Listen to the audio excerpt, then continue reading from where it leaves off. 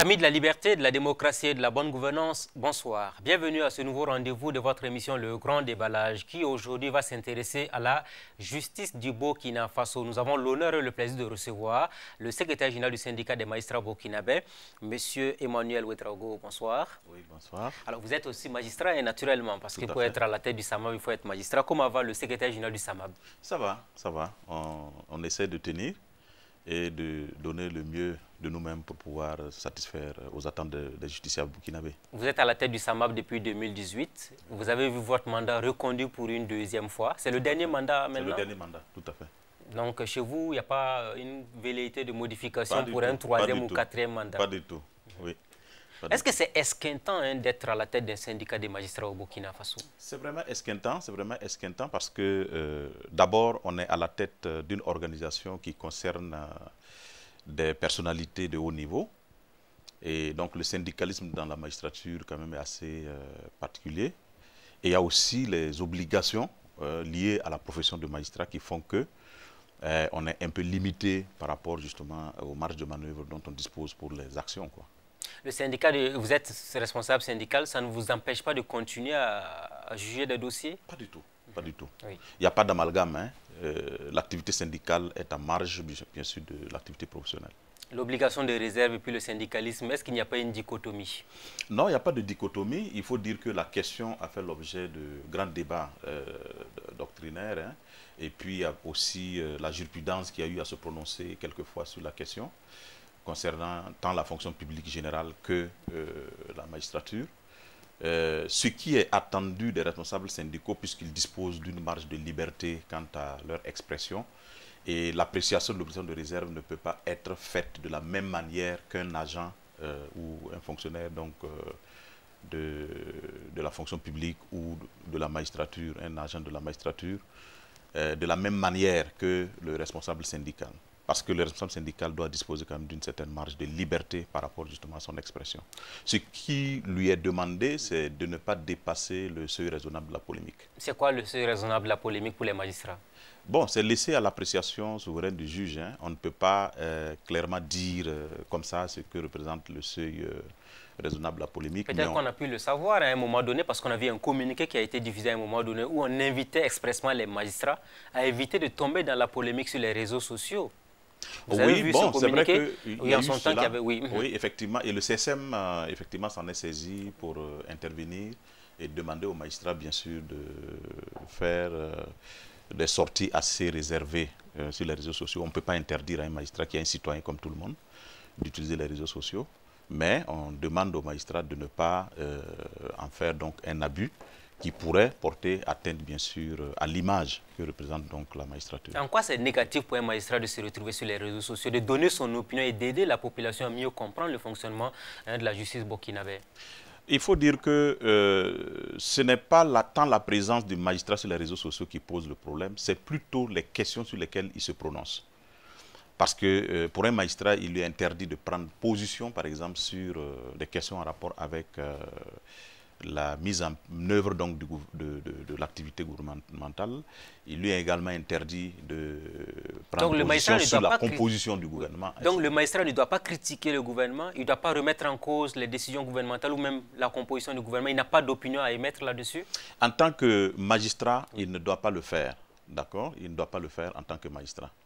Alors, mais c'est comme je l'ai dit, pour ce qui concerne donc les magistrats qui exercent donc des mandats syndicaux, ils disposent d'une certaine marge de manœuvre, mais là aussi, on prend toutes les précautions pour ne pas aller au-delà donc du seuil raisonnable. D'accord. Voilà qui est bien dit. Je voudrais vous entendre sur l'arrivée de la ministre de la Justice. Est-ce que vous êtes satisfait que René Bagoro ait été enlevé de ce poste-là? Bon, il ne nous revient pas d'être satisfait ou non, mais nous savons tout simplement que la nouvelle ministre qui est arrivée, pour nous, en tout cas pour ce que nous connaissons d'elle, puisque elle a été secrétaire permanente du Conseil supérieur de la magistrature, et au regard bien sûr de la gestion qu'il a eu à faire justement de ce secrétariat permanent, nous pouvons attendre d'elle en tout cas un meilleur climat quant au rapport entre le ministère et les partenaires sociaux. Il nous est revenu que la plupart des magistrats ont applaudi le fait que le nom de René Bagoro n'ait pas figuré dans le dernier gouvernement. Bon, ça peut être un sentiment constaté et ça peut être aussi justifié par le fait que durant tout le parcours de ce ministre, beaucoup d'actions ont été posées par lui qui ne favorisait pas du tout l'amélioration du climat dans ses rapports avec la magistrature. Ce qu'on ne comprenait pas, c'est qu'il a été également secrétaire syndical. Hein. Il a géré un syndicat de magistrats dans ce pays. Comment se fait-il qu'en tant que ministre, il s'est opposé aux magistrats de façon générale? Seul lui peut expliquer. Seul Bagoro peut expliquer pourquoi il n'a pas su manager la justice de telle sorte que, évidemment, il y ait une action concertée de tous les acteurs pour contribuer à ce que, à la fois, le gouvernement puisse atteindre ses objectifs et aussi concilier avec la nécessité d'avoir de bons rapports avec les acteurs et les partenaires sociaux. À un moment donné, on avait atteint le point de non-retour parce qu'on avait vu les magistrats qui ont clairement déclaré qu'ils n'étaient plus prêts à discuter avec lui. Tout à fait. Un collègue, à la limite, c'est inadmissible, c'est incroyable au Burkina Faso d'avoir vu cela. Oui, mais bien sûr, vous savez, hein, c'est comme un proverbe l'a dit, hein, il faut, on ne pousse pas la tête d'un adulte avec un doigt. C'est-à-dire qu'il faut savoir que quand on est au niveau de la gouvernance, ceux que vous estimez être sous votre coupe, ce ne sont pas des enfants. Voilà, c'est des personnes matures qui sont dotées de raison. Est-ce qu'il vous a infantilisé à un moment donné quand il oui, était bien ministre? sûr, ça, en il faut le dire. Hein, oui. il faut le dire. Oui. Il faut le dire parce que, bon, de la manière qu'il a traité même les magistrats au début, justement, de son mandat, vous savez très bien que quand nous avions entrepris de mener des actions de revendication en lançant le mot d'ordre de grève, il a qualifié les magistrats de ces gens-là. Il a tenté de nous diaboliser en faisant ressortir que nos revendications par rapport aux attentes de toute la population burkinabé, oubliant en réalité que nos revendications ont été faites avec véritablement raison, parce que ce n'était rien d'autre que ce que les aspirations du peuple burkinabé se sont dégagées de la mise en œuvre du pacte national pour le renouveau de la justice issu des États généraux. Ce n'est rien d'autre. Et du reste, les textes qui ont été adoptés à l'époque, en réalité, ce n'était pas des textes qui ont été conçus sous le mandat de son Excellence, Monsieur le Président du Faso, mais plutôt sous le mandat, bien sûr, de son prédécesseur au moment de la transition.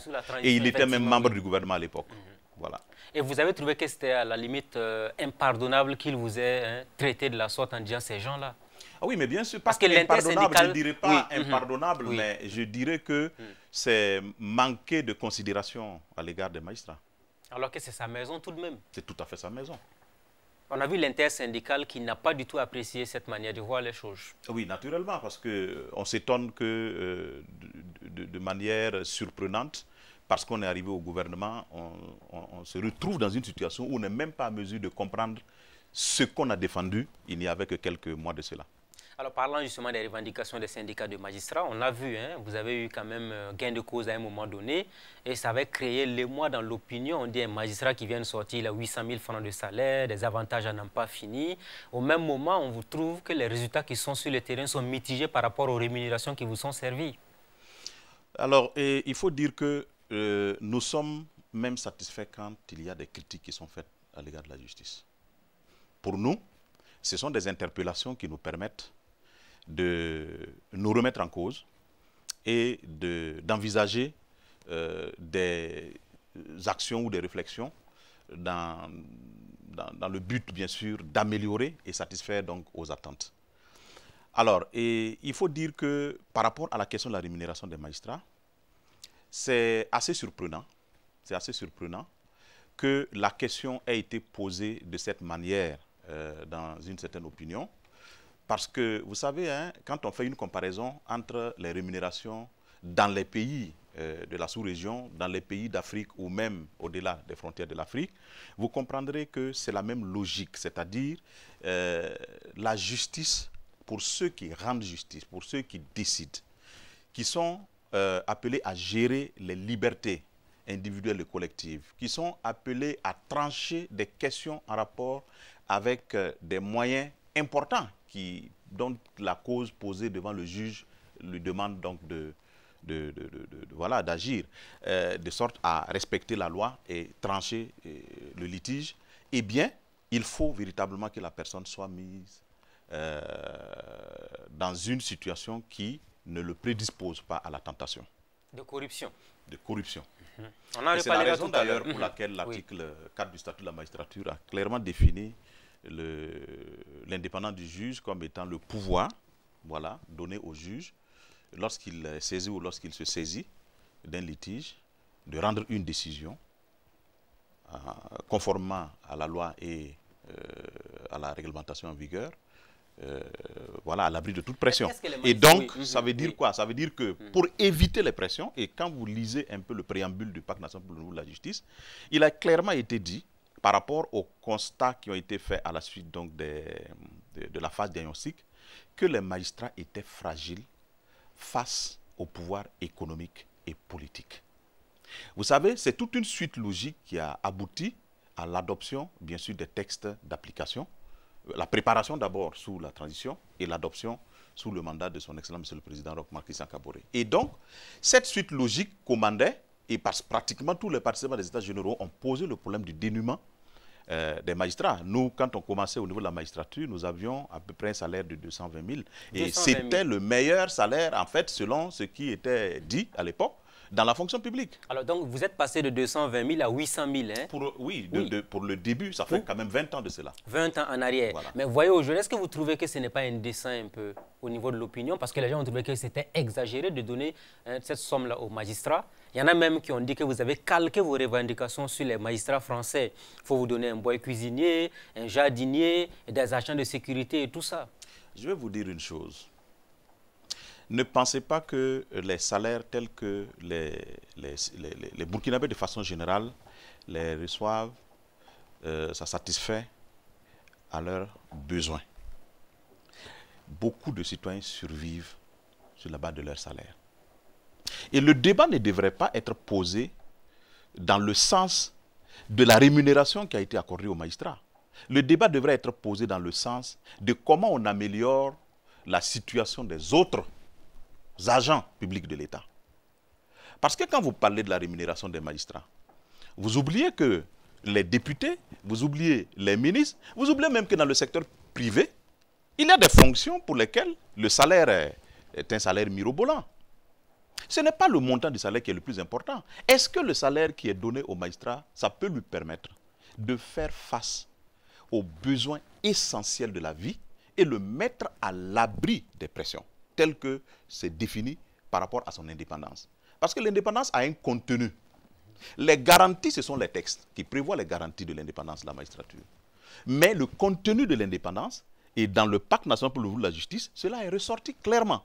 Mais ce que vous dites, M. Ouedraogo, on peut nuancer vos propos. Ce n'est pas l'argent qui doit mettre le magistrat à l'abri de la corruption, mais c'est sa vertu, c'est son honneur, c'est sa dignité. Il y en a qui sont payés à 100 000 francs, ils ne vont jamais accepter de se faire corrompre. Alors là, vous savez, ce que je vais vous dire, c'est que c'est un peu trop facile de dire cela. Parce que n'oubliez pas que c'est tout un corps composé de plusieurs personnes venant de divers horizons. Mais qui passe Tous les magistrats ne peuvent pas avoir la même personnalité. Pour que quelqu'un qui se retrouve avec dans une situation de nécessité ait la même possibilité de résister par rapport à une autre personne. Quand on pose le principe de la rémunération, ce n'est pas pour rien dans tous les pays du monde. Dans tous les pays du monde, on pose justement ce principe qu'il faut que le magistrat ait un traitement spécifique. Ce n'est pas propre au Burkina Faso. On n'est pas dans la théorie de avec le peu de moyens, c'est une question de personnalité. Je conviens, je concède avec vous que c'est une question de personnalité. Mais il faut accepter également que si ce même raisonnement devait être tenu, il n'aurait pas besoin d'un certain nombre de moyens pour les députés de l'Assemblée nationale. On n'aurait pas besoin de ces moyens pour les membres du gouvernement. On a l'impression que c'est ça qui vous préoccupe. Hein. Vous vous comparez aux députés, vous comparez aux membres du gouvernement, parce que vous vous considérez aussi comme un pouvoir, comme les autres pouvoirs, donc vous devez être vraiment dans les grâces du pouvoir. Tout à fait. On a l'impression que c'est ce que vous dites. Parce qu'un pouvoir, ça va avec la représentation de l'institution. Ça va avec la représentation de l'institution. Le magistrat vit comme tout le monde dans la société burkinabé. Le magistrat est confronté aux mêmes réalités que les citoyens burkinabés. Et confronté à ces réalités, en tant que magistrat, on a la réalité de ce qu'on vit au quotidien quand on se retrouve à n'importe quel endroit de la société. L'image, le regard que les gens et l'appréciation qu'on fait de vos faits et gestes, c'est fonction aussi de ce que vous représentez. Vous n'allez pas dire que le magistrat, parce qu'il ne vit pas en électron libre, il vit avec une famille, il vit avec des enfants, il vit avec des parents, etc. etc.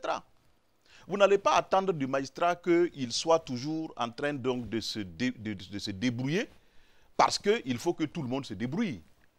Le magistrat, il doit vivre la réalité du pays, mais les efforts que l'on peut faire pour soigner son image, pour l'aider à pouvoir assumer sa charge, je crois quand même que ce sacrifice-là, le peuple burkinabé ne l'a pas refusé. Et cela ressort des aspirations. Hein, moi, je considère que si vous prenez le préambule du Pacte national pour de la justice, ce qu'on ne dit pas très souvent, le préambule est basé sur la charte de la transition.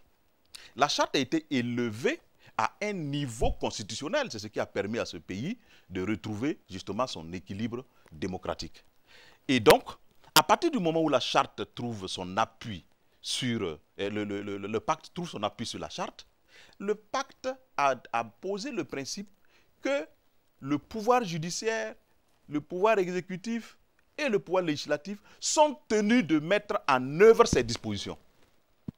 On entend souvent dire que le pacte n'est pas, quand vous prenez la déclaration du gouvernement, on entend dire que ce n'est pas un instrument impératif, ce n'est pas contraignant, mais c'est ridicule.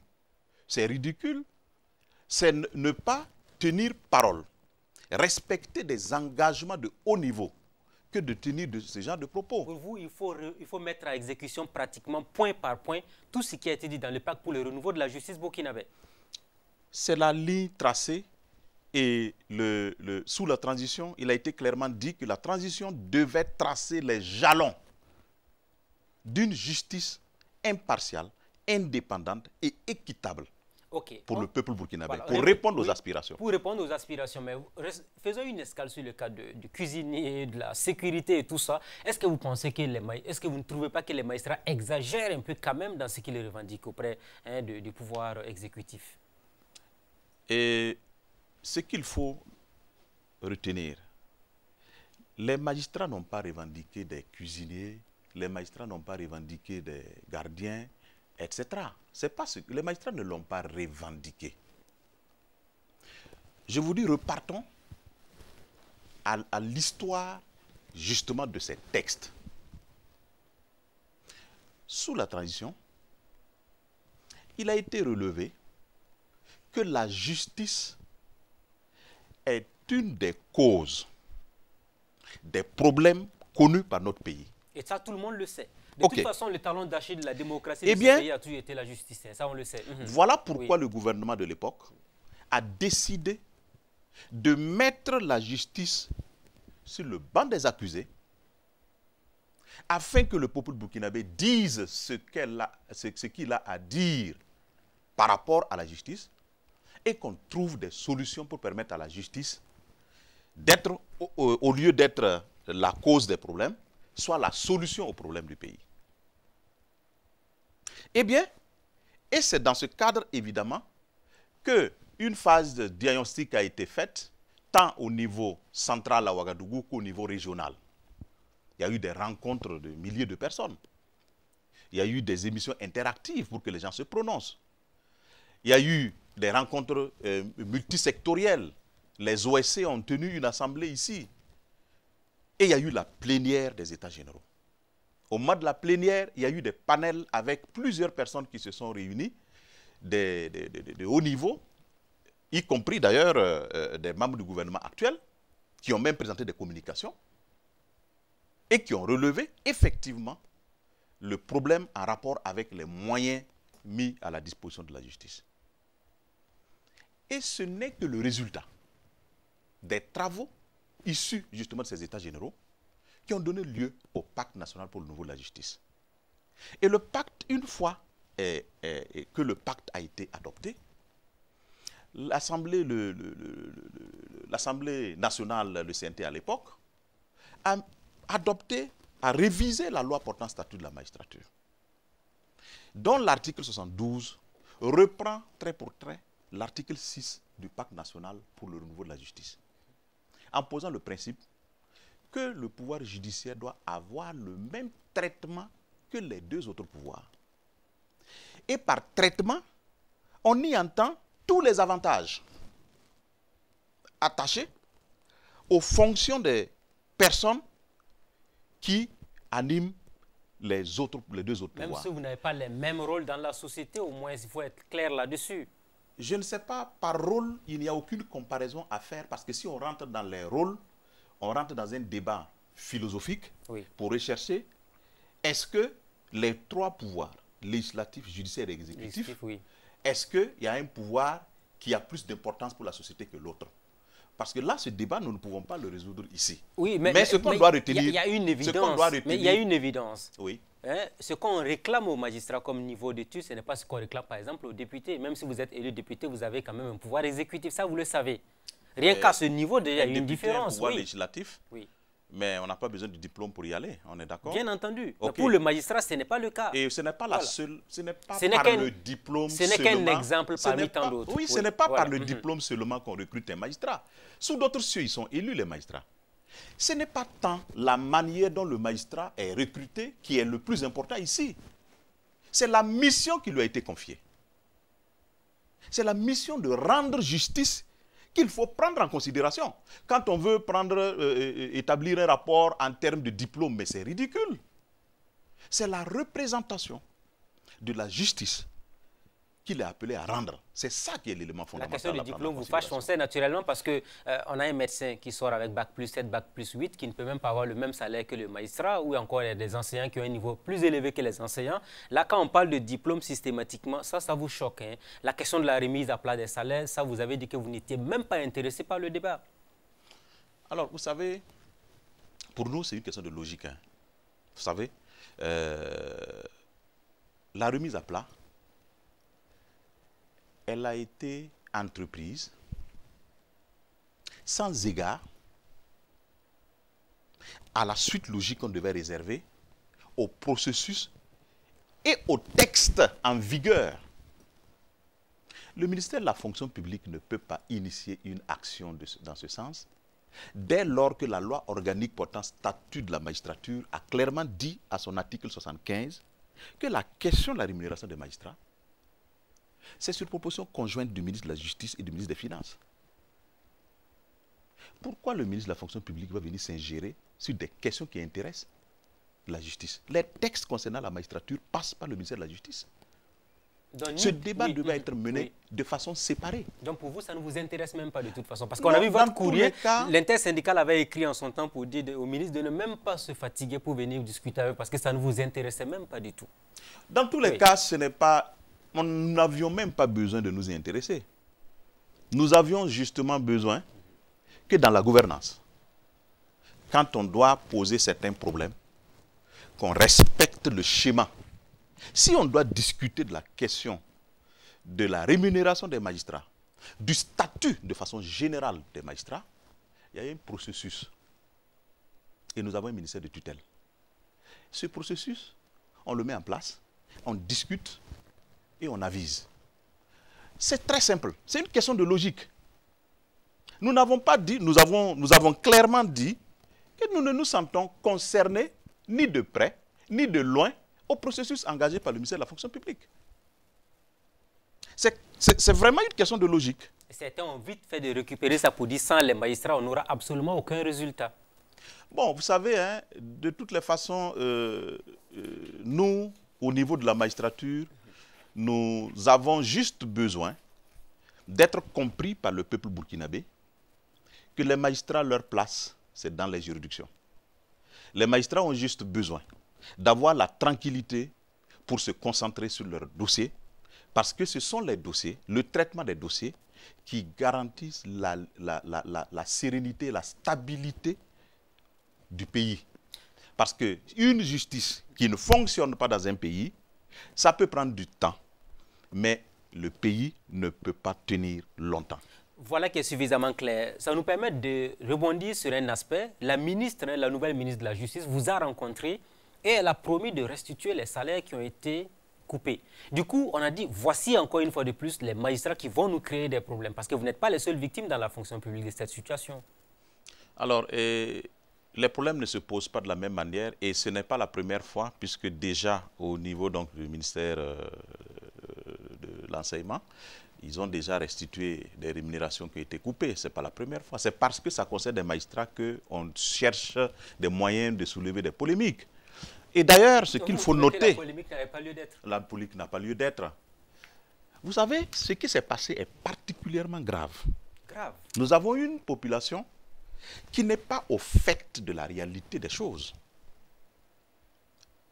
L'arbitraire qui a été opéré par rapport à cette situation, ça devrait interpeller les citoyens burkinabés et la presse devrait s'intéresser au plus près pour pouvoir se poser la question, est-ce qu'une autorité gouvernementale peut se permettre de faire main basse sur les salaires des agents sans respect d'aucune procédure? Donc pour vous, on a abusé des magistrats par rapport... C'est au-delà de l'abus. C'est des voies de fait qui ont été opérées. C'est des voies de fait. C'est des textes qui gouvernent les retenues sur les rémunérations.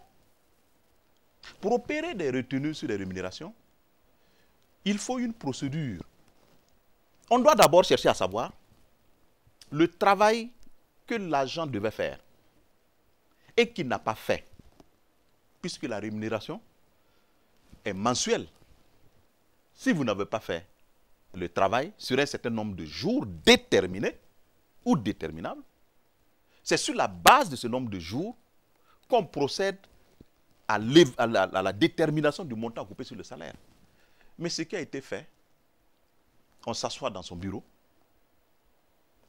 on choisit de fixer un montant et on coupe. C'est tout simplement ce qui a été opéré. On a coupé combien environ chez les magistrats? Parce que vous êtes responsable syndical, certainement qu'on vous a remonté les dossiers. La moitié du salaire a été coupée.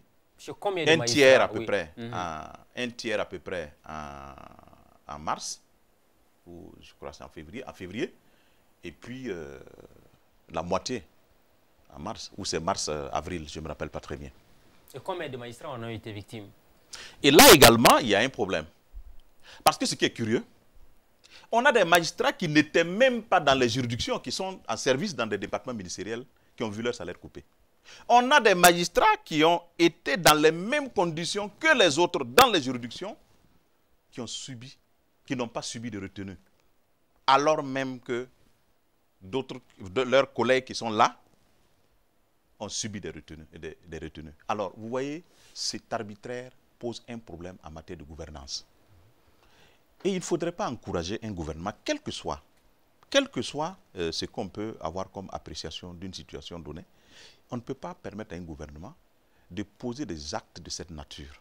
Et vous pensez que c'était le préalable nécessaire à toute discussion future avec la ministre? C'est ce que vous lui avez posé comme condition? Nous n'avons jamais posé une condition quelconque. C'est une initiative qui a été prise sans aucune concertation préalable. Donc c'est elle-même qui a pris l'initiative de vous restituer les salaires? Aucunement, nous n'avons posé un problème en termes de discussion directe avec la ministre avant qu'elle prenne l'initiative.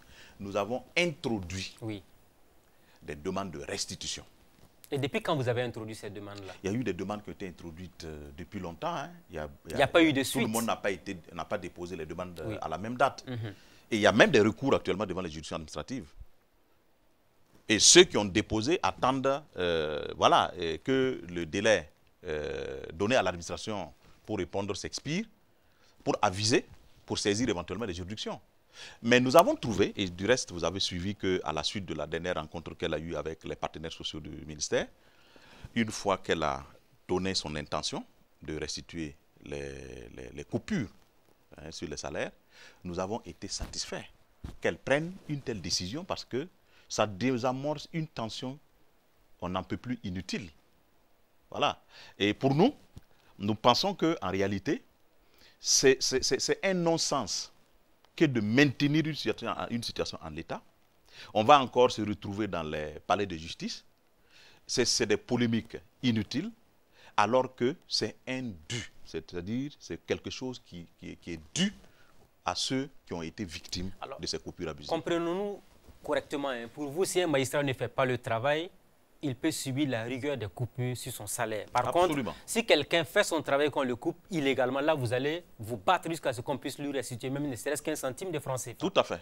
Alors, la bonne foi a été annoncée donc par la ministre. Ça veut dire que vous êtes désormais avec un partenaire avec qui vous pouvez discuter convenablement et il y aura moins de crises. Hein, c'est ce que vous promettez Nous pour le la lui suite. avons, nous le lui avons dit. Nous lui avons dit clairement, nous sommes disposés à participer à toute initiative concertée par rapport aux actions ou aux activités du ministère de la Justice.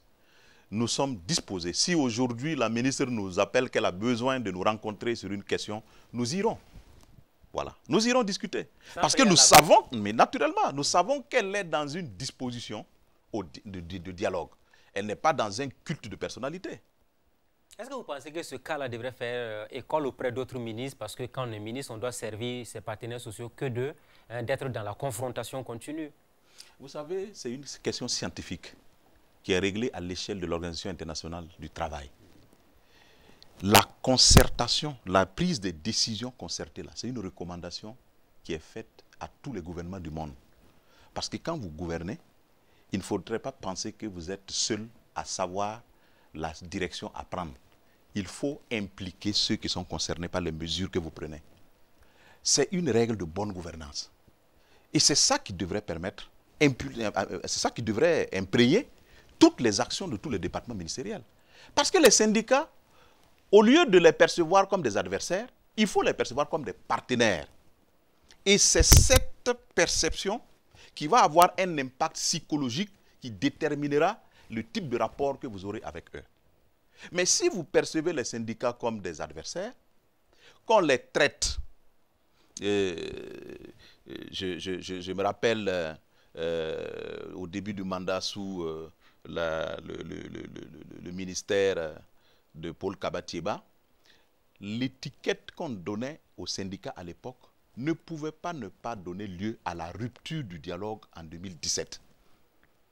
Parce que si vous ne respectez pas les partenaires, vous ne créez même pas un cadre propice au dialogue. Ils vont se faire respecter.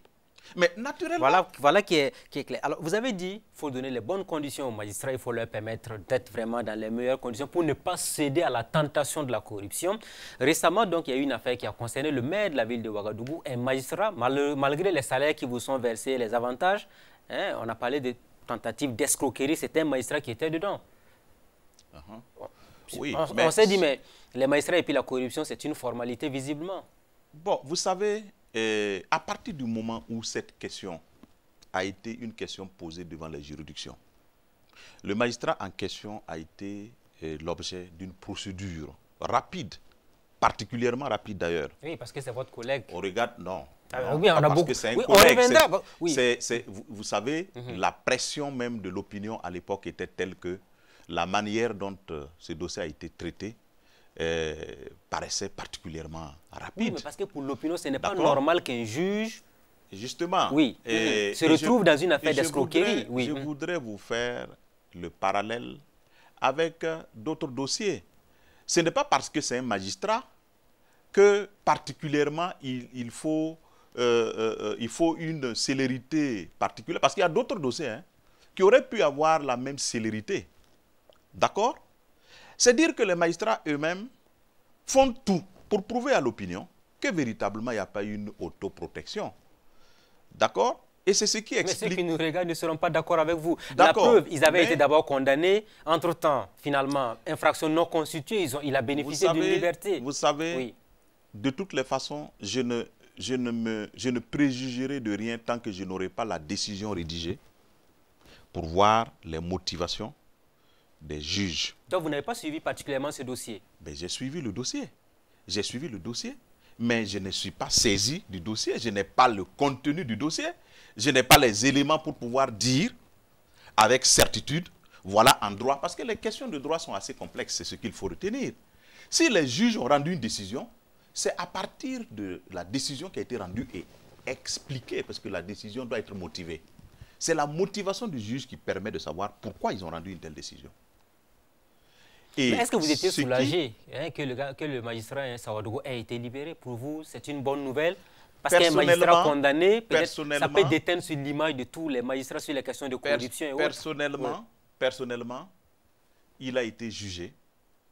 Une décision de justice a été rendue. Je ne peux qu'être satisfait qu'une procédure ait suivi son cours et ait abouti à une décision. Maintenant, quant à la pertinence ou non de la décision, c'est comme je vous l'ai expliqué, tant que je n'ai pas la décision pour lire et me faire une idée des forces et faiblesses de l'argumentaire, parce que ce n'est ni la première fois, ça ne sera ni la dernière fois qu'une décision est rendue, confirmée ou infirmée par les juridictions d'appel ou par les juridictions de cassation. Est-ce que vous avez mesuré l'ampleur sur le fait que cela peut ternir l'image même du magistrat dans la société burkinabé? Le fait même qu'il a été cité dans une telle affaire d'escroquerie? Certainement pas. Et pourtant? Ce n'est un plaisir pour personne. Oui. Ce n'est un plaisir pour personne qu'un magistrat soit impliqué dans une histoire, une affaire qui touche à son honorabilité. Personne ne le souhaite. Mais je dis, et je le réitère, le magistrat est un citoyen comme tout le monde. Et à partir du moment où il est un citoyen comme tout le monde, un être humain, comme on aime le dire, il est 9, il n'est jamais 10. Il peut arriver qu'un magistrat se retrouve dans une situation donnée. Et ce n'est pas parce que le magistrat s'est retrouvé dans une situation donnée qu'il faut le traiter en marge de ce que la loi a prévu comme garantie procédurale pour tout le monde. Parce que le code... Oui, mais vous savez que le code de procédure... Il a un pouvoir, il n'est pas comme le citoyen ordinaire. Le code de procédure pénale n'a pas distingué, quant au respect de la procédure, des règles de procédure à ne pas respecter pour les magistrats et des règles de procédure qui sont profitables aux justiciables de façon générale, qu'on ne doit pas appliquer aux magistrats. Non. Les garanties procéduraux rattachées au respect des droits humains, là, des droits de l'homme, là, le magistrat y a droit. Est-ce que votre syndicat, rapidement, quand cette affaire a éclaté au grand jour, s'est réuni pour comprendre ce qui s'est passé avec le nom d'un magistrat là-dedans? Nous nous sommes réunis très rapidement pour échanger sur la question. D'abord pour pouvoir chercher à rencontrer le collègue. De toutes les façons, à l'époque, on a saisi le procureur pour voir dans quelle mesure, pour le rencontrer. On l'a rencontré plusieurs fois. Mais après justement qu'il a été déféré à la maison d'arrêt. Et qu'est-ce qu'il vous disait? Est-ce qu'il vous a dit que lui n'était pas coupable de quelque chose? C'était une accusation infondée qui plaisait contre lui? Ça reste des échanges entre nous et notre camarade dans le cadre du syndicat. Vous avez été solidaire avec lui? Nous avons été solidaires en tant que magistrat, militant du SAMAB, et humainement, il était un devoir pour nous d'être solidaires avec notre camarade. Est-ce qu'un magistrat peut condamner un collègue magistrat? Ça arrive tout le temps. Mais c'est qu'on constate, ça n'arrive pas. Combien de magistrats sont en prison aujourd'hui? Donnez-nous un chiffre, on va voir, parce qu'on n'en connaît pas. Alors, ce qu'il faut noter... Est-ce que vous avez connaissance d'un seul magistrat qui est actuellement en prison dans ce pays? Ce qu'il faut noter, je pense qu'il faut faire beaucoup attention, parce que autant on n'a pas de magistrats en prison, autant on n'a pas de députés en prison, la raison pour laquelle on leur accorde une certaine immunité, autant il n'y a pas de ministre en prison aussi facilement qu'on aime le dire. Il ne faut pas souhaiter voir des magistrats tout le temps en prison. Le magistrat, s'il commet des actes qui peuvent justifier qu'il aille en prison, il doit y aller. Mais il ne faudrait pas que ce soit un souhait qu'on voit des magistrats en prison pour apprécier l'efficacité de la justice. Je suis vraiment désolé. Ça peut être un signal fort tout de même. Non, et en fait, un signal fort, je suis d'accord avec vous que ça peut être un signal fort, mais il ne faudrait pas que ce soit une aspiration. Voyez-vous? Il ne faudrait pas que ce soit une aspiration. Il faut tout simplement chercher à ce que, si on doit juger les magistrats de façon rigoureuse, que les situations qui nécessitent que le jugement ait lieu le soient. Alors, les faits confortent naturellement ceux qui pensent que les magistrats ne condamneront jamais leurs collègues, que les magistrats ne seront jamais condamnés. On se rappelle, un de ces dossiers-là, on se rappelle que des magistrats avaient été accusés par la commission d'enquête de monnayer leurs services. Vous vous rappelez de ce dossier-là? C'est un fait qui remonte à octobre 2018 et en octobre 2017, février 2018, le Conseil de discipline avait examiné 10 dossiers, des sanctions ont été prises, mais elles n'ont jamais été exécutées. On se rappelle, en son temps, les gens avaient dit ça c'était de la comédie au niveau du système judiciaire, ça n'allait jamais voir le jour. Puisque le Conseil d'État, après, avait cassé les décisions qui avaient été rendues. On s'est dit en même temps, même si la corruption atteignait un niveau inégalé, aucun magistrat ne sera sanctionné dans ce pays parce que les magistrats allaient s'autoprotéger. Alors, ça fait la énième fois que j'ai été, en tant que secrétaire général du SAMAB, interpellé sur cette question. Parce qu'elle touche l'opinion. Justement, et oui. je suis parfaitement d'accord avec l'opinion. Sur cette question, il y a une chose qu'il faut noter. On n'a jamais posé le problème de pourquoi en fait en est-on arrivé là. Il y a une raison qui explique. Et c'est justement là où il faut situer les responsabilités. Il y a des responsabilités qu'il faut situer par rapport à cette question. Entre vous, le Conseil supérieur, oui, on est d'accord, oui. on est d'accord, mais là où je ne suis pas d'accord, c'est le fait que on pense que les décisions qui ont été rendues jusqu'au plus haut niveau, au niveau du Conseil d'État, constituent une protection corporatiste. Je suis vraiment désolé.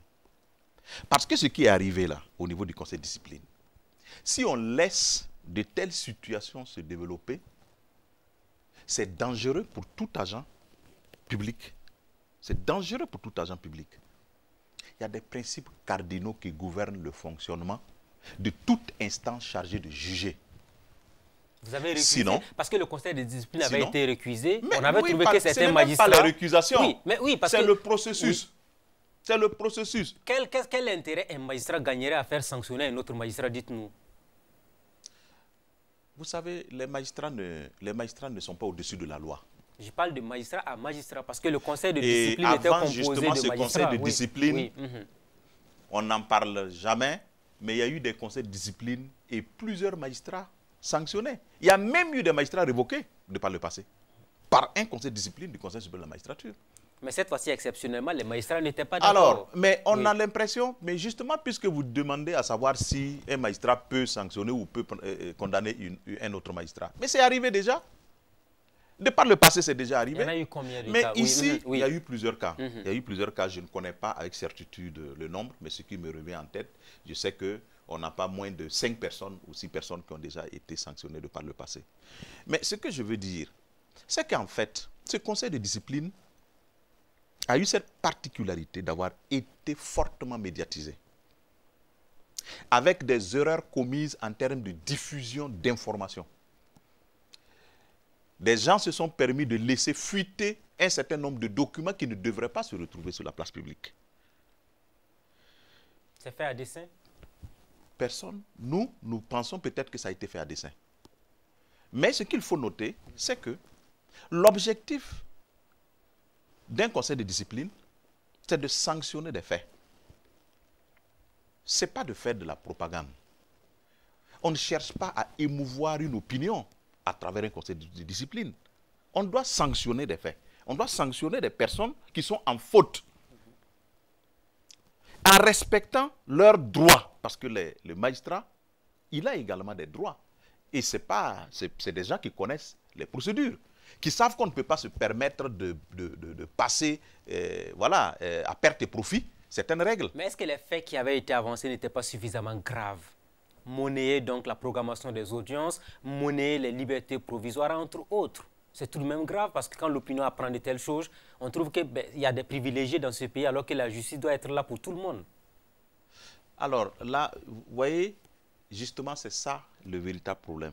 Quand vous dites monnayer... Ce n'est pas nous qui le disons. Vous n'avez pas vu le compte rendu du conseil de discipline là en son temps? Non, vous savez... C'était un communiqué qu'il avait dit. Ce n'est pas nous qui le disons. Vous savez, oui. Quand on résume ça de cette façon, c'est assez grave. Je dis, on a eu des magistrats qui ont été mis en cause par rapport à des faits qui leur étaient reprochés. Et les faits étaient divers. Il y a plusieurs types de situations qualifiées de fautes que le conseil de discipline a engagées contre des magistrats. nous n'allons pas discuter du fond des questions. Même un criminel, si vous ne respectez pas la procédure, il peut se retrouver en liberté. Nous avons interpellé, depuis le début, en tant que syndicat, nous avons interpellé le CSM depuis le départ. Il y a trop de vices de forme. N'y allez pas. On a interpellé. Mais vous voyez, vous savez, c'est assez désagréable. Mais je pense que nous avons aujourd'hui une satisfaction liée au fait qu'un processus est en cours pour mettre en place une machine forte en termes de conseil de discipline. Est-ce que l'ancien conseil de discipline a utilisé cet outil-là pour des règlements de compte finalement? Est-ce que c'est l'impression que vous avez eue? Nous avons eu ce sentiment, ça il faut l'avouer, nous avons eu le sentiment que des magistrats ont trouvé l'occasion, dans un contexte donné, pour tenter d'atteindre des objectifs qui ne sont pas ceux visés par la loi. Et ça, vous n'avez pas du tout accepté cela? Mais il n'est pas question d'accepter ou de ne pas accepter. On ne peut jamais accepter l'arbitraire. Personne, aucun citoyen, nous ne souhaitons même pas qu'un citoyen, qui qu'il soit, puisse être victime de l'arbitraire de qui que ce soit. Pas surtout un magistrat dont la vocation est de veiller au respect des libertés individuelles et collectives et de veiller au respect, parce que la Constitution dit que le juge n'est soumis qu'à l'autorité de la loi. Il ne doit pas se laisser guider par autre chose. Mais quel était l'argument majeur que les uns et les autres ont utilisé pour récuser le conseil de discipline? Parce que certains ont avancé le fait que certains membres de ce conseil de discipline n'étaient pas des exemples dans leur parcours dans le système judiciaire burkinabé. Bon, moi, ce n'est pas ça en tant que tel que je retiens comme motif de récusation. Je sais que motif de récusation a été lié au fait que certains membres ont siégé à la commission d'enquête. Certains membres ont siégé à la commission d'enquête. Et on ne peut pas, il y a un principe cardinal. Le principe de l'impartialité. Le droit d'accès à une juridiction impartiale. Le droit d'accès à une juridiction impartiale commande que lorsque vous avez été chargé de faire des investigations, et c'est la raison pour laquelle les juges d'instruction ne vont jamais siéger pour les affaires dont ils ont eu la charge de mener l'instruction. Donc, vous ne pouvez pas d'abord être des personnes chargées de faire des investigations, faire des rapports en affirmant dans ces rapports que vous mettez qu'il y a des éléments de nature à retenir la culpabilité donc, de ces personnes, et venir vous asseoir pour siéger. C'est inutile d'avoir déjà eu une position. C'est comme par exemple un juge qui a déjà condamné avant de juger. Si moi, déjà je me fais une idée, à quoi sert, ce n'est plus que du simple formalisme que de venir m'asseoir à l'audience, laisser les gens parler, passer du temps inutilement. Je ne dois pas préjuger. Je ne dois pas avoir une position avant la décision que je dois rendre. Je dois me laisser imprégner, guider par les éléments du dossier. Et voilà pourquoi, évidemment, ça a été motif de récusation. Deuxième élément, le Conseil supérieur de la magistrature, quand il a siégé, pour décider par rapport à qui doit être au niveau donc, du Conseil de discipline, les mêmes personnes qui étaient concernées étaient dans la salle et ont participé à la délibération, alors que la loi organique 049, qui réglemente le Conseil supérieur de la magistrature, a posé le principe à son article 47 ou 48, que lorsqu'un membre est concerné et que le Conseil délibère, cette personne ne doit pas participer aux délibérations. C'est une cuisine interne que nous n'avons pas voulu éventuellement mettre sur la place publique. Mais on nous y a obligés. Et voilà que le débat s'est retrouvé sur la place publique. Et cela a montré aussi que les magistrats entre eux-mêmes ne s'entendaient pas ou ne respectaient même pas les procédures. Naturellement, c'est une faiblesse et ça a été relevé par le Pacte national pour le renouveau de la justice. Vous relisez le préambule, il est clairement dit que les divisions-là, dans le code de la magistrature, constituent une faiblesse majeure pour la justice. Raison pour laquelle il y a eu l'intersyndicale désormais, peut-être pour aujourd'hui, je pense que des efforts sont faits.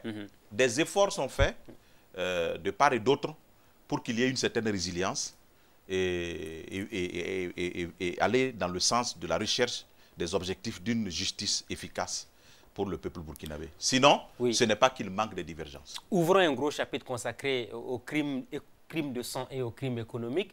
Ils sont nombreux les citoyens qui se demandent mais que font les magistrats burkinabés? Vous avez réclamé des avantages, on vous les a accordés et on ne voit pas les résultats suivre. Je prends un exemple d'abord pour nous baser sur ce dossier. Votre collègue Salifou Nebié, il était de votre syndicat, le SAMAP. Il a été assassiné en mai 2014. Nous sommes en 2021, toujours pas de résultats. Ouais. Alors, ce n'est qu'un exemple. Oui, oui. C'est un exemple qui me fend le cœur. Salifou Nebié, c'est un aîné, un camarade avec lequel nous avons partagé de très bons moments, très aimable. Je respecte beaucoup sa mémoire. Il faut dire que véritablement, ça pose le problème des moyens sur la base desquels la justice burkinabé travaille. Vous savez, il n'y a pas de justice à l'à peu près. Et il n'y a pas de justice pauvre et de justice riche. Il y a des moyens technologiques d'importance qu'il faut. Si on considère la justice comme une priorité, on ne doit plus être dans le raisonnement de moyens. Parce que le juge, les faits souvent qui se sont posés, il n'est pas témoin, il n'est pas présent et il faut qu'il investigue. Et l'investigation, ça demande des moyens. Il y a la police judiciaire qui est là pour ça. Oui, il y a la police judiciaire, mais la police, c'est leur rôle de finir les enquêtes ils ont besoin également de moyens. Ils ont également besoin de moyens. Lorsque notre camarade aîné Nebié, lorsque la situation est arrivée, personnellement, j'étais sur place. Nous avons vu comment les difficultés auxquelles les gens ont été confrontés. Le jour, il a plu pendant que le corps était encore sur la route. Oui. Il a plu pendant que le corps était encore sur la route. Imaginez en termes, bien sûr, d'indices. Certains indices, on pouvait en avoir si, évidemment, il n'y avait pas justement cette intempérie. Le processus, le temps qu'on prend même pour prendre en charge la situation. Vous savez, c'est assez délicat. Et ce n'est pas un juge, un magistrat qui peut régler la question. La question est hautement politique et découle de la volonté politique. La volonté politique. Il y a le dossier Salifou Nebié, il y a le dossier Thomas Sankara, Norbert Zongo, Dabo Boukari, même Oumarou Clément Ouedraogo, et on se rappelle, tous ces crimes de sang que le Burkina a connus. Chaque fois qu'on en parle, les gens disent c'est parce que la justice burkinabé ne fait pas son travail. Qu'avez-vous à répondre à ces citoyens qui nous regardent, qui vous accusent de ne pas faire votre travail, vous, les magistrats, aujourd'hui? Alors, j'ai l'habitude de dire qu'en réalité, le problème de la justice burkinabé est lié au fait qu'elle est tributaire, lourdement tributaire de l'exécutif. Et c'est la raison pour laquelle, effectivement, nous avons salué la réforme issue des États généraux. Tant que la justice sera sous le poids de l'exécutif, il n'est pas question qu'on s'attende à la résolution de certaines affaires. On chante partout que la justice burkinabé est l'une des plus indépendantes au monde. Ça, vous le reconnaissez. Vous avez été déconnecté quand même maintenant. Vous citez des affaires pour lesquelles la gestion au moment des faits n'a pas été faite sur la base des règles d'aujourd'hui. Donc vous pensez que c'est des dossiers politiques? Voilà, mais fortement, il y a des éléments politiques en jeu pour ce qui concerne, ce n'est pas nous qui le disons. Le dossier Thomas Sankara, ce n'est pas nous qui le disons. Il y a beaucoup de personnes qui parlent de ce dossier aujourd'hui, mais il y a eu un moment, pourquoi ils n'en parlaient pas? Pourquoi on n'en parlait pas à un moment donné? Pourquoi on a eu l'impression que, en fait, ce n'est pas un dossier prioritaire, alors même qu'on était dans la gouvernance à l'époque? Ne fuyons pas le débat, disons les choses tout nettes.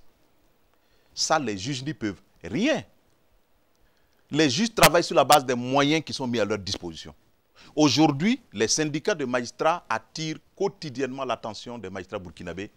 Ne vous laissez plus jamais embrigadé par une situation. Si les moyens vous manquent, il faut qu'on dénonce. Donc aujourd'hui, à vous écouter attentivement, la justice burkinabé ne nous permettra pas d'avoir la lumière sur les crimes de sang les plus emblématiques dans le pays. Alors, vous savez, que la situation se présente actuellement.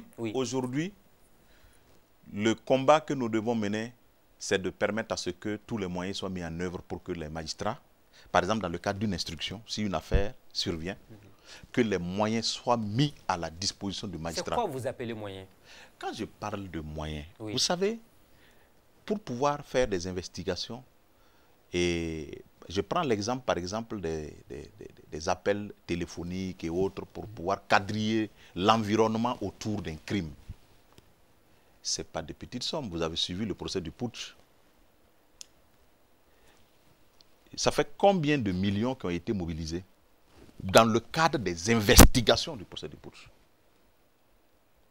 Combien de millions ont mis en œuvre? La justice a un coût. Et ce coût-là, c'est la volonté politique qui permet de faire face. Si au moment de l'assassinat du président Thomas Sankara, la justice avait cette indépendance d'aujourd'hui, je vous garantis que le dossier aurait été jugé à l'époque. Et aujourd'hui, on parlait de ce dossier, peut-être au passé, en tirant des leçons. Malgré tout, même si ce n'était pas le même cas... Le dossier d'Abo Boukari, Mhm. si effectivement à l'époque on était dans une situation, aujourd'hui par exemple une situation à l'image de ce qui est arrivé à Dabo Boukari, si ça avait lieu aujourd'hui, je vous garantis que la situation ne se présenterait pas de la même manière qu'à l'époque. Il faut Il ne contextualiser faut pas les crimes. nier l'évidence. Mais Le contexte, oui, mhm. le contexte a une influence sur la gestion des dossiers en justice. Donc, il faut la volonté politique. Je voudrais vous entendre, hein, le temps joue contre nous actuellement, je voudrais vous entendre sur la question de la réconciliation nationale. Beaucoup de citoyens avancent le fait que le Burkina n'a pas un problème de réconciliation, mais un problème de justice. Est-ce votre opinion? Alors, moi j'ai une opinion nuancée. Parce que nous avons, moi je suis de la génération des pionniers de l'époque quand la révolution venait d'arriver. Nous faisons partie des premiers pionniers de l'époque. Et nous avons traversé tout le temps en suivant. Vous voyez, nous sommes arrivés à l'université, Thomas Sankara a été assassiné pendant que nous on était encore au primaire ou au collège. Mais aujourd'hui, nous regardons ces dossiers avec l'œil de magistrat. C'est pour vous expliquer que nous avons un lourd passé de notre pays dont on n'a pas été témoin. Et il y a eu des frustrations profondes. Il y a eu des frustrations profondes. Des familles ont été endeuillées. Des familles ont échoué dans la trajectoire du combat de leur survie à cause d'actions d'hommes politiques.